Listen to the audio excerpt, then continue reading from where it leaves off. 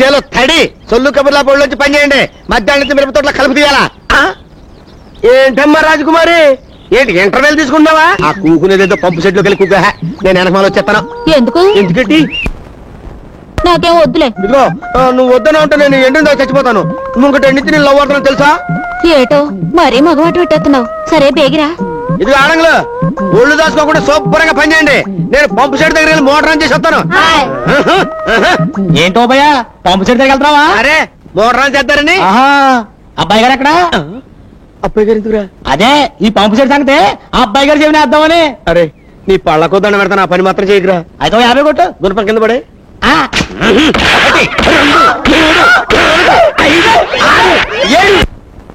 ఏంటలా కొడుతున్నావు? నువ్వెక్కడ కొట్టమన్నా? నేను కొట్టబోతు దెబ్బలు కాదు డబ్బులు. డబ్బులా? నన్ను ఈడితే దమ్మిడి లేదు. నీకు అంతగా కావాలనుకుంటే అబ్బాయి గారి చేతి కొట్టిస్తాను. నువ్వు వెళ్ళి గుండు కొట్టుకొచ్చే. గుండె ఎందుకురా? చెవిలో పడే. నేను అడిగింది పళ్ళు కాదు చెప్పు. ఏంటా గొసగొసలు గుడ్లారండే? ఈ గుడ్డేట్రా? ఈ గుండెవడ్రా? మన పళ్ళు వెంకట్రావు గారండి. రే వెంకట్రావు నువ్వంట్రా? ఇదేట్రా? మీ అమ్మ నాన్న? అయ్యి బాబాయ్ బాబాయ్ వాళ్ళు బాగానే ఉన్నారండి. మరి గుండు? అదా అండి అది. చూడవా నేను చెప్తాను కదా. నేను నిన్న అమ్మగారిని రైల్ స్టేషన్ లో ఎదవడం పీకి పీసి చంపాడు కదండి. ఆ చూసి పాపం వీడి గుండె చెరువైపోయండి.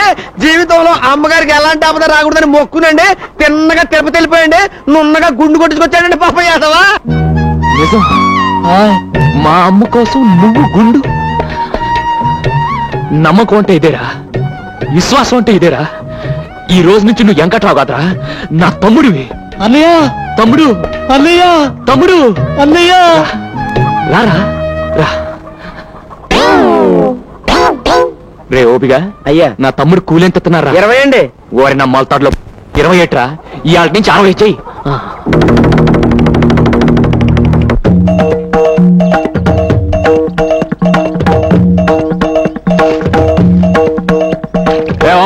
చేపలకు బాగా మేతండి. ఈ గుళ్ళేట్రా? అదండి నేను అమ్మగారి కాల్లో ముళ్ళు గుచ్చుకుంది కదండి. దాంతో వీళ్ళ గుండెల్లో గుణపాలు గుచ్చుకున్నట్టు ఫీల్ అయిపోయండి. ఇక మీదట అమ్మగారి కాల్లో ముళ్ళు గుచ్చుకోకూడదని, ఈ ఊళ్ళో ముళ్ళ చెట్టు పెరగకూడదని మొక్కేసుకుని వెళ్ళిపోయి నున్నగా చెక్కించేసుకుని వచ్చారండి. వారి నా చేపల్లో ముళ్ళు. మా అమ్మ అంటే ఎంత భక్తిరా. ఇవాళ నుంచి నాకు మీరంతా కరెక్ట్. నాన్న ఓబు బాబు ఈ నా తమ్ముళ్ళకి రేపటి నుంచి కూలి తలా ఒక 5 సరిపోదు, తలా 10 తగ్గించియ్యా. నా పంచ మీద అంచు లేకపోతే నాకే టోపీ వేస్తారా? నేను గడ్డం గించుకుందామని ఏరైనా కబురెడితే 30 గొళ్ళ బేరాలు ఉన్నాయి. ఇవాళ కుదరదు రేపు వస్తానని కబురెట్టాడు. అప్పుడే నాకు అనుమానం వచ్చింది. అమ్మ నా ఎదవన్నారు ఎదవల్లారా. దేవుళ్ళు అంటే అబ్బాయి గారిని మోసం చేస్తారా? పైగా అమ్మగారి పేరు చెప్పి మిమ్మల్ని కొండమే తొండలాగా మరీ ఓవర్ యాక్టింగ్ సేకు. వీళ్ళందరికీ దినకంత్రి సలహా ఇచ్చింది నువ్వేం నాకు తెలుసు. అంచేత ఈ నెల నుంచి నీ జీతం 200 కట్టు. రోజు 10 సార్లు అంటా ఉండండి, పుణ్యమైన వస్తుంది. నువ్వేట్రాలు వచ్చావు? కానూరు పెళ్లికి వెళ్ళండి కదండి, అమ్మగారు అమ్మన్నారండి. సరే వస్తున్నాను పద. రావే.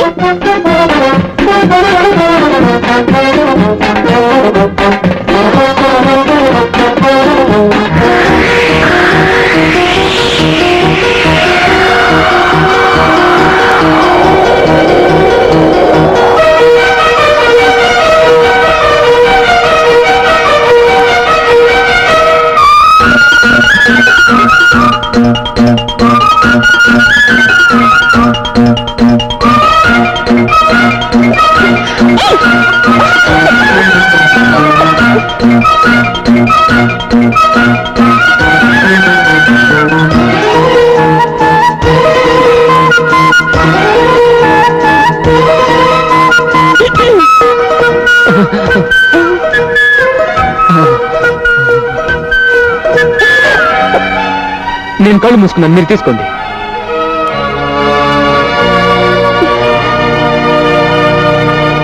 వసిన సద్దన్నంలో ఆవకాయ పత్త ఎంత అందంగా ఉన్నావే.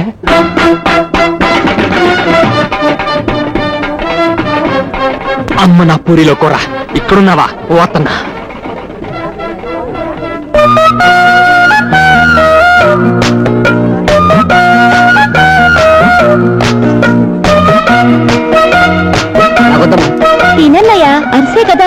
విను బామర్ది అరిసే కదా.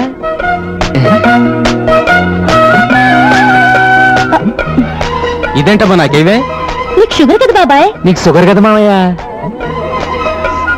ఇదిగో వదినా, నువ్వు వడ్డించు. ఇదిగో చెల్లమ్మ వడ్డించు. ఇంత మంచి ఫిగర్ని పట్టుకుని చెల్లెమ్మ అంటావా? కళ్ళు పోతాయి. కాళ్ళు పోయినా సరే నువ్వు ఎప్పుడు చెల్లమ్మవే. నీ కర్మ.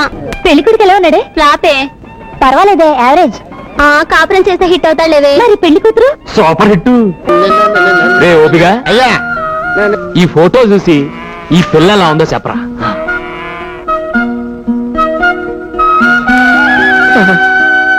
ఏమండే ఏమండే, మీరు అబ్బాయి గారు కాదండి, తిరుపతి వెంకటేశ్వర స్వామి అండి.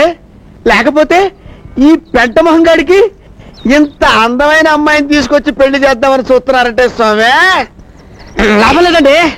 దీనికి వెంటనే బురస చుట్టించేసి ఆడికి మీ పేరెట్టేసుకుంటానండి. ఏంటి పెట్టుకుని నా పేట మీద చాట? ఇది ఎవరనుకున్నావు? నా కబోయ్ పెళ్ళం. అయ్య బాబు, ఇదేంటండి ఇంత ఊరి చేసి ఇలా దెబ్బ కొడిచారు? ఏడ్చా గానీ మీ వదిన ఎలా ఉందో చెప్పు. సోత్తంటే పెద్ద కంచులా ఉందండి. కంచెంట్రా ఎదవా, బంగారులో ఉంటాను. మా జంట ఎలా ఉందో చెప్పరా. అమ్మమ్మమ్మమ్మమ్మ, అబ్బబ్బబ్బబ్బబ్బబ్బా, మిమ్మల్ని ఈ పొలాల్లో కాదు అబ్బాయి గారు, పారిన ప్రదేశాల్లో తీసుకెళ్లి నా తస్సదియ్య డప్పు కొడితే. అమ్మాయి గారిని ఎప్పుడు చూడలేదు, ఎలాగుంటారండి? పెసరట్లో ఉప్మా లాగా ఉంటుంది. ముందు పని చూడండి, మాటలు కాదు పని ముఖ్యం నాకు. చూసే వదిన, అబ్బాయి గారికి మాటలే వద్దంట, ఆరికి లెగిసిన కాడి నుంచి పనే పడంట. కొత్త పెళ్లి కొడుకు గందా. నవ్వించాలిగా నాటేండా.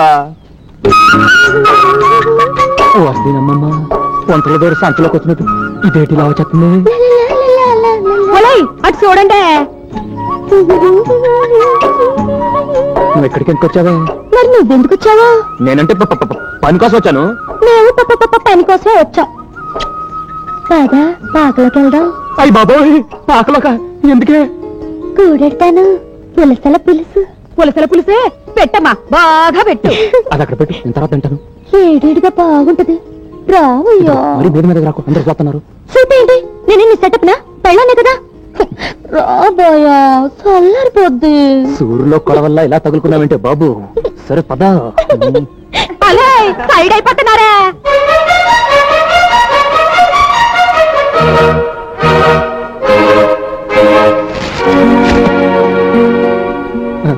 కూడెడతానని చెప్పి గడేస్తున్నావైతే. ఆ చూపేటే నాకేటో లాగుండాలా చూడకే. వాళ్ళ ముందు ముందుకు వచ్చేకే నాకు పోడ ఆలోచనలు వచ్చేస్తున్నాయి.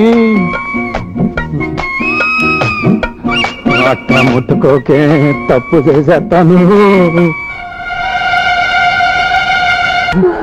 ఒళ్ళంతా తిమిరిపోతుంది.